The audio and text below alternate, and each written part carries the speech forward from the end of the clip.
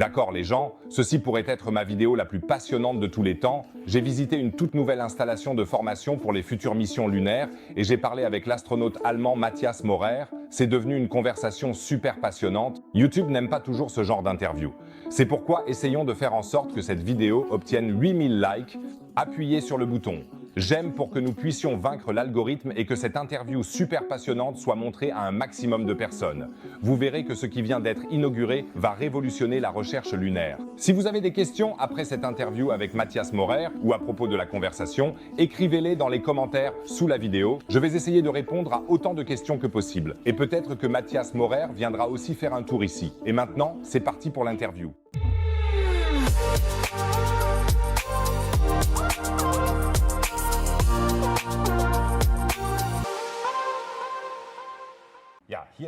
Oui, je suis ici avec un véritable astronaute.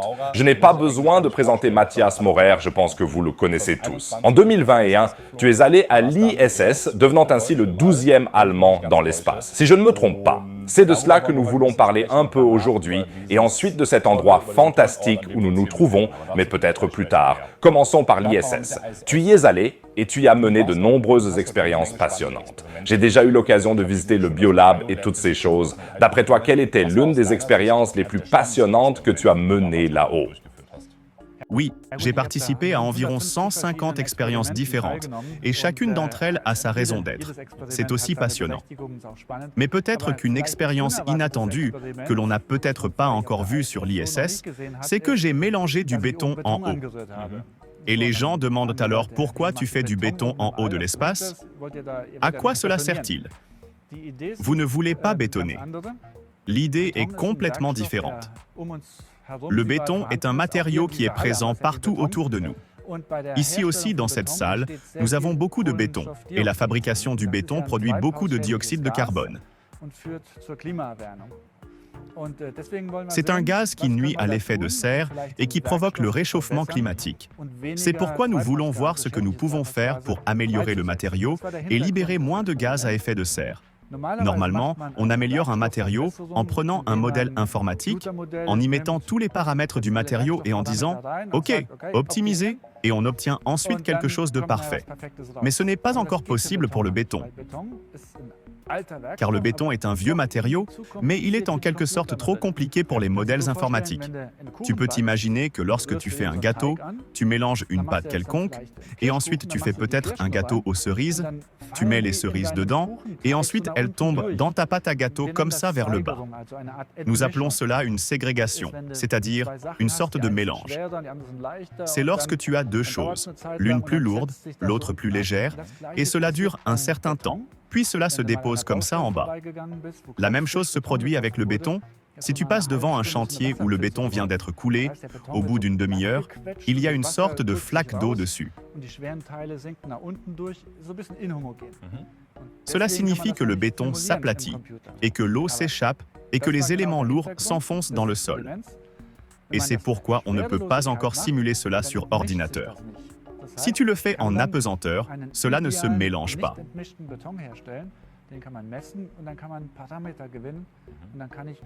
Cela signifie que je peux fabriquer un béton idéal, non ségrégé, le mesurer et obtenir des paramètres, et ensuite je peux déjà voir ce qui est théoriquement possible à partir du modèle.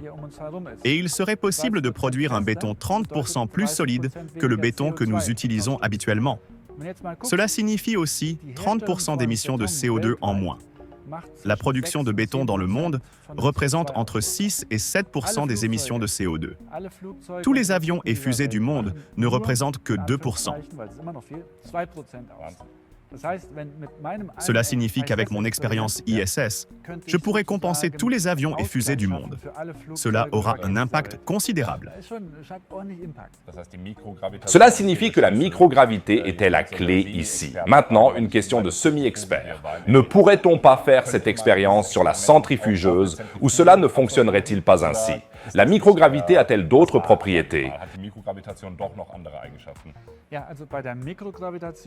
Oui, donc en microgravité, en apesanteur, rien ne se mélange. Et si tu vas sur la centrifugeuse, tu fais une plus grande ségrégation parce que tu augmentes la gravité. Tu projettes les parties lourdes dans une direction et les parties légères dans l'autre. C'était aussi exact, j'avais fait un brevet pendant ma thèse de doctorat, j'avais fabriqué de la mousse d'aluminium.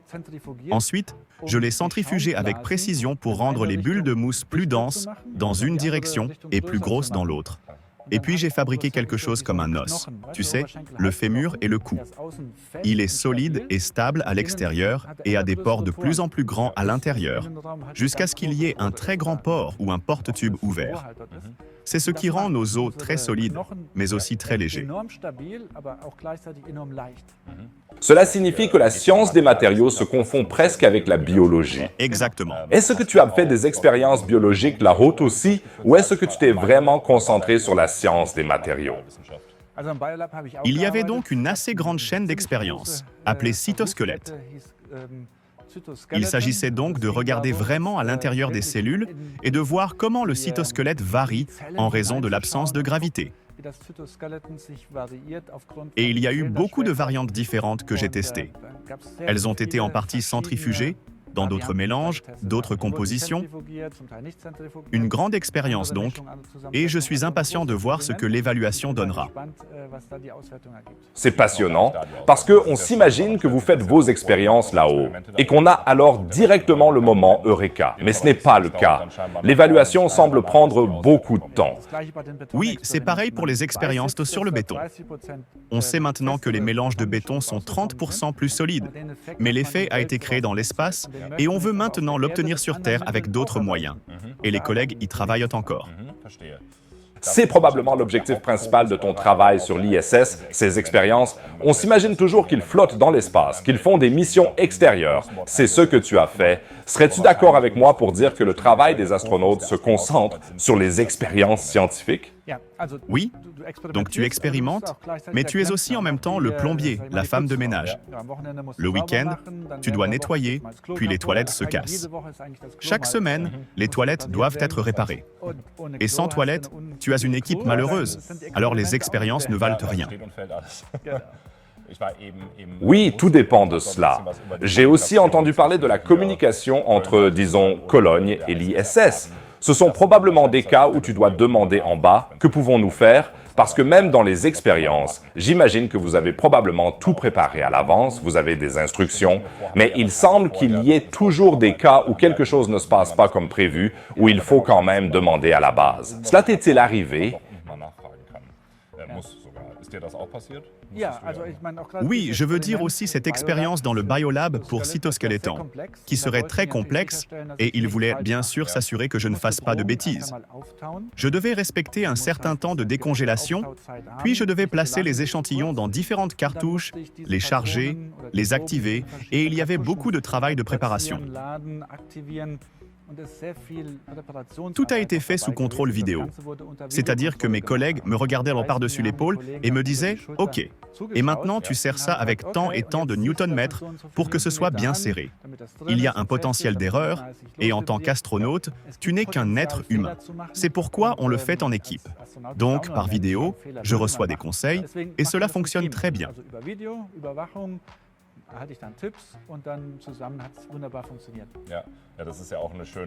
Oui, c'est une bonne chose de savoir qu'en principe, vous êtes une grande équipe. Quelqu'un ici a dit que les astronautes sont notre 12e homme dans l'espace. Toi, tu dirais plutôt que l'équipe au sol est ton 12e homme. Je veux aussi te demander ce qu'il en est de ta sortie extravéhiculaire. C'était en mars 2022. Que devais-tu réparer exactement? Quelle était la nécessité technique? Fangen wir vielleicht erstmal damit an. Was war da technisch eigentlich die Notwendigkeit? Oui, c'était une EVA extrêmement cool, c'est-à-dire une sortie extravéhiculaire, et la NASA l'a appelée EVA Frankenstein parce qu'elle était si spéciale, parce que tout y était différent des sorties extravéhiculaires normales. Normalement, tu pars toujours à deux, et si j'ai un problème, mon collègue est juste à côté de moi, et nous pouvons alors nous soutenir et nous aider. Mais ici, nous avons eu un tel mélange d'activités. Mon collègue Raja, qui est à gauche, devait réparer quelque chose avec le bras du robot. Je suis à droite et nous ne nous sommes rencontrés qu'une seule fois en chemin. La NASA a encore plaisanté. Mathias, prends ton passeport avec toi. Tu vas traverser le segment américain aujourd'hui, puis l'Europe, puis le Japon, puis de nouveau les États-Unis. Donc aller et venir. J'ai vraiment beaucoup voyagé. Au début, je devais dérouler et poser des câbles, et ce à 400 km d'altitude, avec cette vue uniquement sur une passerelle étroite. Il y a beaucoup de cinéma dans la tête. Totalement cool cependant. Ensuite, j'ai dû me rendre au module Columbus, car nous avons une plateforme extérieure et elle a un câble qui alimente et contrôle la plateforme. Une prise n'était pas adaptée, cela arrive aussi dans l'espace. On m'a donc envoyé un adaptateur spécial et j'ai dû l'installer. Et pendant un court moment, je me suis battu, et j'ai pensé que non, ça ne marcherait pas non plus. Mais à la fin, avec un peu de force, ça a fonctionné. Ensuite, j'ai dû aller au module japonais et remettre en place une couche extérieure qui protège des rayons du soleil pour que les composants ne se réchauffent pas. Ensuite, nous sommes retournés au segment américain, nous y avons connecté une caméra et j'ai fait quelques travaux préparatoires pour la prochaine mission.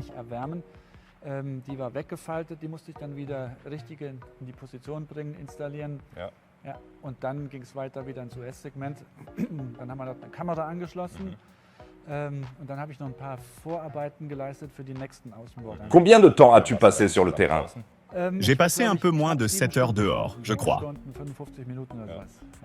Et comment t'es-tu préparé mentalement et physiquement à cela? Je veux dire, c'est vraiment une tâche massive. Oui, tu t'entraînes beaucoup à Houston, sous l'eau, dans la piscine, et là nous avons pratiqué des choses plutôt génériques. J'ai aussi été en Russie et je me suis entraîné là-bas aussi parce que je devais sortir de leur côté dans leur combinaison spatiale et je devais ensuite faire fonctionner le bras robotique européen. C'était prévu pour le 22 mars, mais avant cela, la guerre d'Ukraine a éclaté et la mission a été annulée. C'est intéressant. Une question sur l'entraînement. Je viens de voir votre piscine ici, à l'AAC. Mais tu viens de dire que tu t'es entraîné dans la piscine aux États-Unis. La piscine ici, si j'ai bien compris, c'est plutôt pour les promenades dans l'espace. Je m'y suis entraîné aussi et je m'y entraînerai encore la semaine prochaine, avec nos nouveaux collègues. Avant d'aller à Houston, dans la grande piscine, dans la grande combinaison spatiale, nous nous entraînons d'abord ici. Notre combinaison spatiale est moins complexe, mais nous avons des outils similaires et puis nous apprenons déjà le protocole ici. Comment parler sous l'eau? Comment je me déplace? J'ai des lignes, des cordes de sécurité, comment je transporte mes affaires, comment je sauve mon collègue. Et on peut, je dirais, déjà s'entraîner ici à 50-60% de l'utilisation hors bord. Ensuite, nous allons aux États-Unis et nous sommes alors beaucoup plus efficaces là-bas. Qu'est-ce qui manque ici? Les combinaisons sont différentes. Oui, donc aux États-Unis, tu as une combinaison qui est gonflée à l'intérieur, avec 0,3 bar à l'intérieur. Et cette combinaison est en fait une copie de la vraie combinaison spatiale. Nous ne l'avons pas ici, et c'est pourquoi nous ne pouvons pas nous entraîner. Mais dans le lunar, nous l'aurons. Ah oui, bonne transition. Là où nous nous trouvons, on pourrait presque croire que nous sommes sur la Lune. C'est d'ailleurs ce qui est prévu, et plus précisément dans le nouveau complexe Luna. Qu'est-ce que c'est au juste et pourquoi avons-nous un paysage lunaire derrière nous? Nous sommes donc ici sur le site du Centre européen des astronautes, le seul endroit en Europe où les astronautes sont formés pour des missions spatiales. Par exemple, actuellement en orbite terrestre basse, en apesanteur, pour la Station spatiale internationale, ou à une autre station pour y faire de la recherche en apesanteur.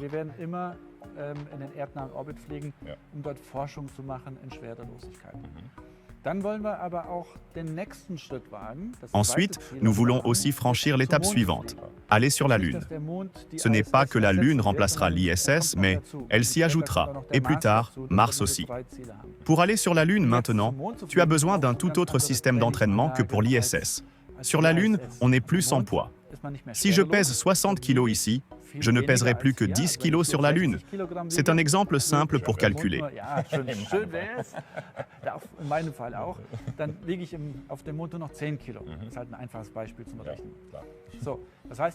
Cela signifie que je peux sauter 6 fois plus haut sur la Lune, et l'équipement que je porte pèse 6 fois moins. Sur la Lune, nous avons différentes conditions qui rendent la vie et le travail difficiles. La première est le sable. C'est pourquoi nous avons ici un sable comme sur la Lune. Et pour l'instant, il n'y a pas de poussière dans l'air. Mais dès que l'on marche dessus, un tourbillon de poussière se forme, entre dans l'équipement, dans tout ce qui est électrique, ou même dans les textiles, les charnières se coincent et s'accrochent. Et nous ne serions pas ici sans protection complète si quelqu'un travaillait ici dans le champ. Tout d'abord, nous testons ici parce que nous voulons que le matériel se casse ici et pas dans l'espace. La deuxième chose que nous voyons ici, ce sont des pierres. Das Zweite, was wir hier sehen, sind Steine.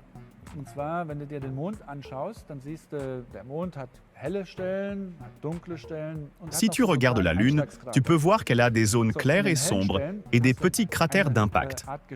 Dans les zones claires, tu as une sorte de roche que nous appelons la croûte lunaire originale. C'est un matériau anorthositique. Tu ne le trouveras que rarement sur la Terre, peut-être en Norvège où nous nous entraînons en partie. Et tout au fond, dans le coin, nous avons des pierres de Norvège. Ensuite, nous avons des pierres de la zone sombre de la Lune, c'est de la lave, une roche volcanique. Puis nous avons des pierres de l'Etna en Italie, elles sont juste derrière moi. Et ensuite, tu as ces petites trous, ce sont les cratères d'impact, c'est-à-dire petits vus de la Terre, mais quand tu es sur place, ce sont déjà d'énormes cratères. Et c'est là que les météorites sont tombées, elles ont aussi modifié la géologie. Et ces pierres, tu les trouves en Allemagne par exemple dans le cratère Ries à Nördlingen, et elles sont là devant dans le coin. Cela signifie qu'ici, dans l'installation, nous avons vraiment des pierres très réalistes, que nous trouverons aussi sur la Lune, de sorte que nous pouvons ensuite nous entraîner avec des instruments ici, pour voir quel instrument fonctionne particulièrement bien ou ne fonctionne pas. Et si ça ne marche pas, alors nous devons nous améliorer. Cela signifie que vous ferez des tests robotiques ici, mais aussi avec des humains, donc vous avez les deux possibilités ici. Donc, je dirais pas les deux possibilités, mais 3 possibilités. Tu peux soit n'avoir que des astronautes, soit n'avoir que des robots, soit avoir un mélange des deux. Mais ici, il y a beaucoup plus. Ceci est comme un couteau suisse. Beaucoup de fonctions à déplier et à combiner. Nous avons un simulateur solaire parce que nous voulons aller sur la Lune dans la région polaire à l'avenir. Dans la région polaire, le Soleil est très bas à l'horizon et tu as une ombre très forte. Et sur la Lune, l'ombre n'est pas comme sur la Terre. Elle est intense et noire et tu ne vois plus rien. Quand j'y dépose mon équipement, il disparaît. Ou encore, quand je marche là-bas et que je vois une zone noire, je ne sais pas si c'est un trou profond, ou si c'est juste un creux, je peux m'entraîner ici. Surtout si je travaille avec des instruments optiques. Je peux aussi travailler ici avec la réalité virtuelle ou la réalité augmentée combinée avec les choses réelles. Ensuite, sur la Lune, on n'est pas seulement sur la surface lunaire. Après 8 heures de travail, on est fatigué. On veut alors se reposer. Juste derrière ce mur, derrière moi, se trouve la station lunaire. Donc, aujourd'hui, elle n'est pas encore là. Mais dans 2 semaines, elle sera là. Cela signifie qu'à l'avenir, nous pourrons nous entraîner ici à des missions complètes. Plusieurs jours, peut-être même plusieurs semaines d'affilée. Et nous pouvons vérifier une mission une par une avant de la mettre en œuvre. Et c'est probablement assez unique au monde. C'est unique, oui. Il y a plus, si nous avons encore une rampe ici, je peux changer l'inclinaison du terrain, parce que les astronautes d'Apollo ont voyagé dans une zone très plate. C'est le plus facile.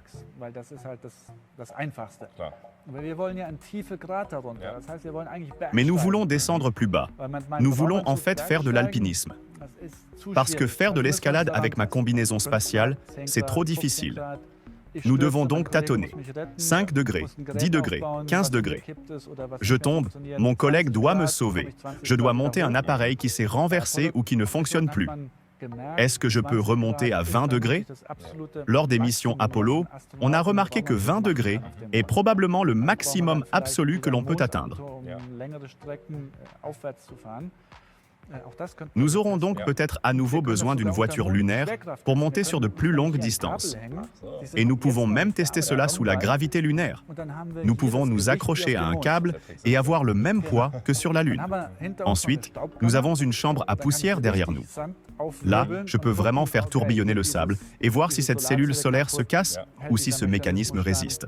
Ensuite, je voulais demander, maintenant tu as déjà répondu, comment comptez-vous simuler la gravité et surtout, comment comptez-vous simuler les cavernes lunaires? Ce serait en quelque sorte la rampe qui permettrait de simuler un peu l'inclinaison vers la grotte. Oui, donc la rampe est pour la zone non plate. Mais une grotte, c'est aussi quelque chose d'excitant. Sur la Lune, nous savons qu'il y a des grottes de lave. Tu dois d'abord les trouver. Et comment les trouver? En regardant en profondeur avec le radar de pénétration du sol ou avec des mesures sismiques, et tu les trouveras. Et nous avons derrière nous une zone d'environ 3 mètres de profondeur, où nous avons aussi caché une grotte. C'est juste une petite grotte. Et puis nous avons aussi caché des capteurs sismiques ici, comme mesure de référence. Nous avons caché d'autres choses ici. Tu peux essayer de les trouver avec le radar à pénétration de sol. Nous voulons trouver de la glace d'eau. C'est pourquoi nous avons caché quelque chose dans le sable qui émet des signaux similaires à ceux de l'eau. Et nous pouvons alors voir si les instruments fonctionnent ou non. La salle a vraiment beaucoup de gadgets différents. Nous avons aussi des salles voisines. Là, nous avons un laboratoire de gaz. Là, nous essayons de faire bouillir quelque chose à partir du sable lunaire. D'une part, nous voulons peut-être créer un métal, mais d'autre part, nous voulons aussi voir si nous pouvons extraire l'oxygène. Nous pourrions obtenir tout ce dont nous avons besoin à partir du régolithe, non? Au pôle sud, il y a surtout beaucoup d'eau liée, où nous pouvons obtenir de l'oxygène ou même imprimer 3D une base lunaire directement à partir du régolithe. Oui, ce sont les collègues de la physique des matériaux, juste à côté. Ils auront un conteneur spécial où ils pourront utiliser des procédés laser pour transformer ce sable en briques. Complètement fou. Il n'y a vraiment rien qui ne puisse pas être simulé ici pour une vraie mission lunaire. Oui, nous avons même une combinaison spatiale. C'est ce que j'ai dit au début, ce n'est pas la bonne, mais elle me protège de la poussière et elle m'empêche de bouger. En effet, la dimension est identique à celle de la combinaison américaine XEMU, qui est un nouveau développement de la NASA pour la Lune. Ainsi, nous pouvons nous entraîner ici de manière compatible avec les missions de la NASA.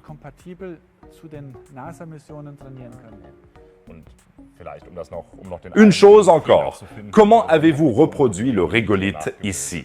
Il a une texture très particulière et est censé être relativement collant. Comment as-tu réussi à le faire? La composition chimique du régolithe ici est presque identique à celle des échantillons ramenés de la mission Apollo. Il a été broyé à un grain si fin pour avoir la poussière qui s'infiltre ensuite partout. C'est vraiment gênant. J'ai participé au remplissage du hall pendant 3 semaines. Cela n'est possible qu'avec une protection totale, car cette poussière s'infiltre partout. Le régolithe est très différent du vrai régolithe lunaire, qui est formé par l'impact des météorites. Il est donc encore plus tranchant, plus dangereux. Il coupe le matériau. Nous ne pouvons pas reproduire cela ici. Le vrai a aussi des nanoparticules de fer. Nous ne les avons pas non plus. Mais ce qui est possible, nous l'avons ici.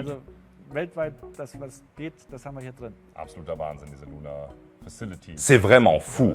Peut-être pour conclure, en plus des missions robotiques habitées sur la Lune, il y a aussi l'idée de mettre une station spatiale en orbite lunaire. Là, nous en sommes au nom de projet Lunar Gateway. Est-ce un projet réaliste? Cela va-t-il vraiment se produire ou est-ce une rêverie? Réponse claire. C'est déjà en cours de réalisation. En Italie, les premiers modules sont déjà soudés ensemble. Des collègues à moi y participent. Alors ça, c'est mon projet. Ce sont mes autres collègues astronautes qui l'ont fait. Chacun a son projet. Ils y sont plus profondément impliqués. Ils vérifient déjà que tout est adapté aux astronautes. Ce truc va bientôt voler. Ce qui veut dire bientôt. Dans les 3 ou 4 prochaines années, je pense. Et c'est alors probablement un bel effet de synergie. Si nous retournons sur la Lune, nous faisons quelque chose à la surface et en même temps nous avons la station en orbite, non? Le concept actuel préfère même que l'on vole de la Terre vers cette station lunaire orbitale, puis que l'on descende à la surface de la Lune. Ce n'est donc pas un remplacement de l'ISS, c'est un projet à part entière. Tu continues à dire que C'est aussi nettement plus petit. Tu fais donc de la recherche en apesanteur. On pourrait aussi les faire en orbite lunaire. Alors pourquoi aller si loin sur la Lune, alors que je peux aussi les faire en orbite terrestre? Donc je suis totalement enthousiaste à propos de cet endroit. Et d'une certaine manière, cette conversation m'a rendu très optimiste, parce que ce sont tous de merveilleux projets d'avenir dont on peut se réjouir. Peut-être que nous trouverons un mot de conclusion optimiste. De quoi te réjouis-tu pour les prochaines années? Un point tweet et... Oui, alors dans notre conversation, on a peut-être eu l'impression que c'était réservé aux astronautes. Mais ce n'est pas le cas. Nous avons construit cette installation de manière à ce qu'elle puisse être utilisée en toute sécurité, avec peu de risques.